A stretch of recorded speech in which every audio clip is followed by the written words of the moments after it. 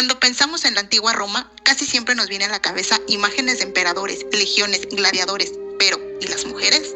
Su vida entera, desde que nacían hasta que morían, estaban marcadas por la ley.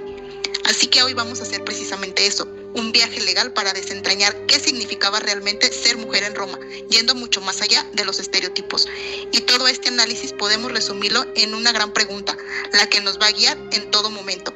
¿Era la mujer romana dueña de su propio destino o era en el fondo una pieza más, casi una propiedad dentro del engranaje legal de su familia? Pues para empezar a responder a esa pregunta tenemos que ir a la base de todo, a la pieza fundamental sobre la que se construía toda la sociedad romana. Y esa figura es, sin ninguna duda, el pater familias y su poder absoluto. A ver, para el derecho romano, el mundo se dividía a grandes rasgos en dos tipos de personas.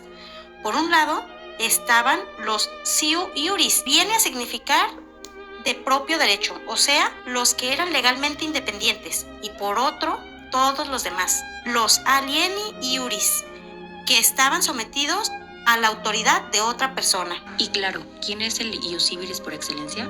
Pues el pater familias. Él era el único en toda la estructura familiar que no le rendía cuentas a nadie. Esta sumisión, esta autoridad, podía tener varias caras y en el caso de las mujeres había dos que definían prácticamente toda su existencia. Quédense con estos dos conceptos porque son la clave de todo.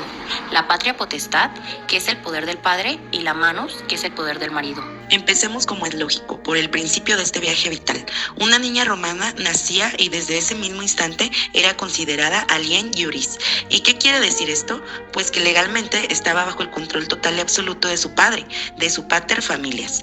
Y este poder tenía un nombre muy concreto, la patria potestad. Y aquí la cosa se pone un poco más técnica, pero es fundamental para entenderlo todo.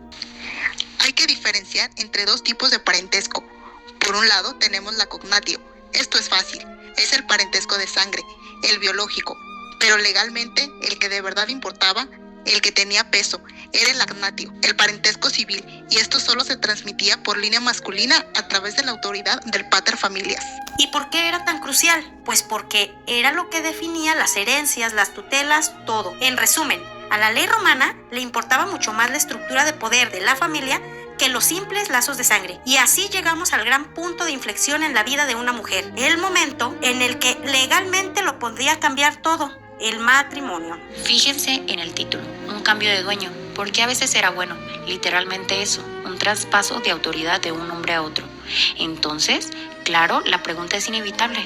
¿Casarse era una forma de liberación, de salir por fin del yugo paterno, o era simplemente cambiar una atadura por otra? Pues la respuesta no es un simple sí o no. Como vamos a ver ahora mismo, todo, absolutamente todo, dependía del tipo de matrimonio que se celebraba. Agárrense, porque aquí viene un dato que visto desde el siglo XXI es escalofriante. La edad mínima legal para que una niña se casara era de 12 años. Sí, 12. Por supuesto, había más requisitos. Hacía falta el consentimiento de los contrayentes, algo que fue ganando importancia con el tiempo. El permiso del pater familias de cada uno, que era fundamental, y algo que llamaban el connubium, que básicamente era el derecho legal a poder celebrar un matrimonio válido. Aquí está el meollo de la cuestión. Fíjense bien, porque esta era la elección crucial que definía la autonomía de una mujer. Por un lado estaba el matrimonio cun manu, es decir, con la mano. En este caso, la mujer salía de la potestad de su padre para entrar en la de su marido. Rompía legalmente con su familia de origen. Y ojo en el dato, perdía sus derechos de herencia, era un traspaso total de poder, pero luego estaba la otra opción, el matrimonio sin mano, sin la mano. Con el tiempo se fue haciendo mucho más popular y aquí viene la incongruencia. La mujer seguía legalmente bajo la autoridad de su padre y aunque suene contradictorio, esto le daba más autonomía patrimonial. ¿Por qué? Pues porque conservaba sus lazos y derechos de herencia con su familia y sus bienes no pasaban a manos del marido. Muy bien, ya hemos visto el nacimiento y el matrimonio. ¿Pero qué pasaba si una mujer se liberaba? Si por alguna razón salía de la autoridad de su padre o de su marido, era el momento de la independencia total. Pues vamos a ver que la libertad en Roma casi siempre venía con una letra pequeña. El camino para convertirse en siu iuris, o sea, legalmente independiente, era bastante drástico.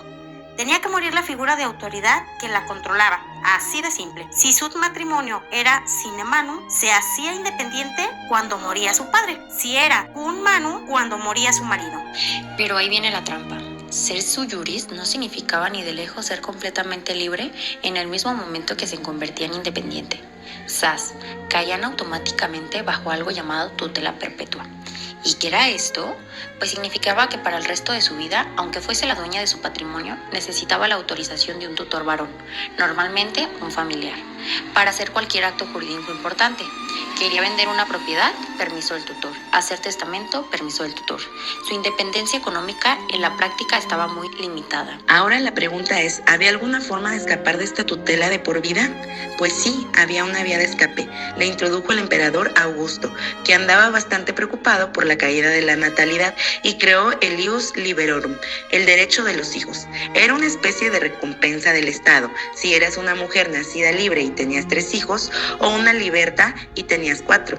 Quedabas liberada de la tutela para siempre. Por fin, ese era el momento en el que se alcanzaba la plena capacidad jurídica. Por supuesto, todo esto que hemos contado no fue un sistema inmóvil grabado en piedra, ni mucho menos. A lo largo de casi 1000 años de historia romana, las leyes que afectaban a las mujeres fueron evolucionando muy despacio, adaptándose a los cambios de la sociedad. Y esta cronología lo resume a la perfección. Empezamos en el 450 a.C., con la famosa ley de las 12 tablas, que es la que cimienta el poder del pater familias y del parentesco agnaticio. Damos un salto de siglo y vemos cómo el matrimonio sin emanu se convierte en lo habitual, dando en la práctica más autonomía a las mujeres con su patrimonio. Luego, en época de Augusto, aparece el ius liberorum, esa vía de escape a través de la maternidad, y el gran cambio final llega ya en el siglo VI después de Cristo, con el emperador Justiniano, que básicamente se carga la distinción entre agnatio y cognatio. A partir de ahí, los lazos de sangre se convierten en la base del derecho de familia, un cambio de paradigma total. Así que para recapitular, el viaje legal de una mujer romana era un camino lleno de condiciones. Nacía dependiente, su matrimonio definía a quién estaría subordinada.